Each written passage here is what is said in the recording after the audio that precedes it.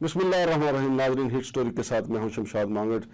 आज नाजरीन ये सिर्फ एक हिट स्टोरी नहीं बल्कि इसमें कई हिट स्टोरीज हैं, वो सारी आपके साथ शेयर करनी है। एक तो ये कि election commission of Pakistan PTI के खिलाफ हाई कोर्ट जाने का इरादा बांध चुका है, और इसके अलावा ज़िमनी इलेक्शन के ऐसे असरात मुरतब हुए हैं कि अमरीका भी ढीला पड़ गया है। अमेरिका ने एक 33 सेकंड की एक वीडियो जारी की है अमरीकी सफारतखाने ने, वो भी आपको बताना है क्या है। और उसके अलावा जो बाइडन जो सऊदी अरब पहुंचे थे, आपको याद होगा जब इससे पहले ट्रंप वहां पे पहुंचे थे, वहां पे वैसे रवायती तौर पे जब भी कोई अमरीकी सरबरा सऊदी अरब जाता है तो उसका बड़ा शानदार इस्तकबाल किया जाता है, लेकिन रवायत से हट के जो बाइडन का इस्तकबाल नहीं हुआ उसकी भी वजह आपको बतानी है कि क्यों नहीं हुआ। और फिर इसके अलावा जनाब नवाज शरीफ क्या करने जा रहे हैं, इमरान खान साहब क्या करने जा रहे हैं, और फिर सबसे बड़ी खबर ये है कि भाई भाई हो गए हैं। वैसे भी मुहर्रम आ रहा है और मुहर्रम में मजहबी भाईचारे के लिए ये कहा जाता है कि शिया सुन्नी भाई भाई, लेकिन ये सियासी तौर पे मैं आपको बड़ी खबर दे रहा हूं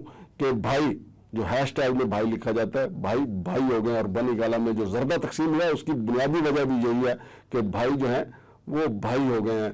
इसीलिए अगर आपने देखा हो कि मुस्लिम लीग नून के रहनुमा ने जो प्रेस कॉन्फ्रेंस की है वो जलती बलती प्रेस कॉन्फ्रेंस थी, क्योंकि उनको पता है कि जिनके सहारे हम आए थे वो अब किसी और के सहारा बनने जा रहे हैं। इसीलिए जनाब ख्वाजा साद रफीक ने कहा है कि वज़ीर आज़म मियां शहबाज शरीफ को इमरान खान चेरी ब्लॉसम कहते हैं, पहले खुद बताएं क्या है। उसकी बुनियादी वजह यह है कि बन्नी गाला में नाज़रीन हमने आपको बताया था कि गुज़िश्ता रोज जो कोर कमेटी का इजलास हुआ था उसमें जरदा चावल तकसीम किए गए थे, उस पर दान भी किया गया था जो ख़त्म दरूद होता है। और उसकी बुनियादी वजह तो यही है कि जिनके साथ इमरान खान की लड़ाई थी वो अब भाई भाई हो गए हैं, उनके साथ जो गिले शिकवे थे वो सारे के सारे दूर हो गए हैं। तो ये अच्छी खबर है पीटीआई वालों के लिए। और वैसे भी जो ज़िमनी इलेक्शन है उसने ना सिर्फ भाइयों पे असरात डाले हैं बल्कि अमेरिका पे भी बड़े असरात डाले हैं। और अमेरिका की तरफ से अमेरिकी सफारतखाने ने 33 सेकंड की एक वीडियो जारी की है जिसमें ये कहा गया है कि अमेरिका पाकिस्तानी अवाम की ख्वाहिशात को कदर की निगाह से देखता है।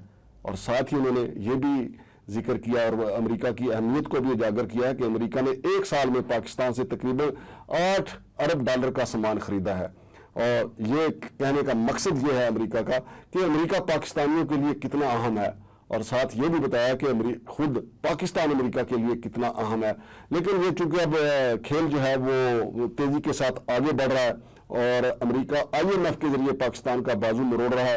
अब देखते हैं कि मामला आगे कैसे बढ़ते हैं, लेकिन भाई जो है वो भाई भाई हो चुके हैं। इमरान खान और भाई एक पेज पे आ चुके हैं। नाज़रीन, ये बड़ी खबर है। और इसके अलावा जो मैंने आपको बताया कि जो बाइडन पहुंचे थे सऊदी अरब तकरीबन 2 रोज पहले, और जो बाइडन का ये ख्याल था कि इस दफा शहजादा मोहम्मद बिन सलमान उनके वालिद मोहम्मद सलमान जो हैं आगे बढ़कर तलवारों का रक्स खुद भी करेंगे, उनसे भी करवाएंगे। और जिस तरह साबिक अमेरिकी सदर डोनाल्ड ट्रंप के ऊपर तहफ़ की बारिश की गई थी, जो बाइडन का ख्याल था कि ये उन पे भी की जाएगी।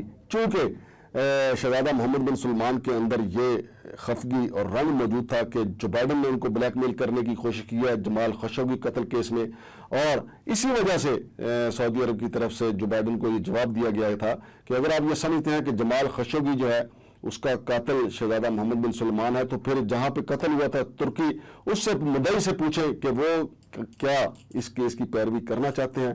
तो ऐसा चूंकि कुछ नहीं, लिहाजा जो बाइडन जब सऊदी अरब पहुंचे तो उनका रवायती इस्तकबाल नहीं हुआ बल्कि सर्द मोहरी के साथ शाह सुलेमान और उनके वली अहद शहजादा मोहम्मद बिन सलमान ने इस्तकबाल किया। इसका मतलब यह है कि अमेरिका के लिए सऊदी अरब जैसा बाएतमाद दोस्त जो उनको तोहफ़ भी देता था और उसके अलावा अरबों डॉलर उसके ऊपर इन्वेस्ट भी करता था, वो भी उसके हाथ से निकलता जा रहा है। लिहाजा अमेरिका के लिए अब जरूरी है कि सऊदी अरब को भी राजी करे और उसके साथ पाकिस्तान को भी राजी करे। इसीलिए ये 33 सेकंड की वीडियो आई जो अमेरिकी सफारतखाने ने जारी की और जिसमें बताया गया कि अमेरिका पाकिस्तान के लिए कितना अहम है और पाकिस्तान अमेरिका के लिए कितना अहम है।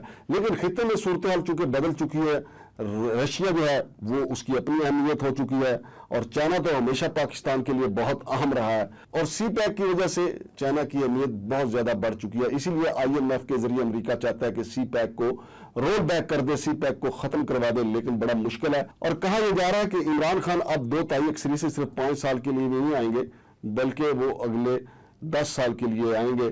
اور وہ کافی معاملات جو بگڑے ہوئے ان کو سیٹ کریں گے اور بڑی تیزی کے ساتھ وہ معاملات کو بہتری کی طرف لے جائیں گے. اور 3.5 سال میں ان کو تجربہ بھی ہوا ہے کہ ان کے اپنے ساتھی ان کا کس طریقے سے استعمال کرتے رہے, ان کو دھوکے میں رکھ کے کس طریقے سے وہاں پہ بدعنوانی کا بازار گرم رکھا گیا. پنجاب خاص طور پہ جو ہے وہ اس پہ ان کو توجہ دینی ہوگی, اور پنجاب آپ چونکہ 22 جولائی کو توقع کی جا رہی ہے ان کے دوبارہ ان کے پاس آ جائے گا, لہٰذا عمران خان کی کوشش ہوگی کہ پنجاب کے اوپر اپنا سکہ جما کے رکھے جس طرح انہوں نے اپنا سکہ جمایا ہے خیبر پختونخوا کے اوپر.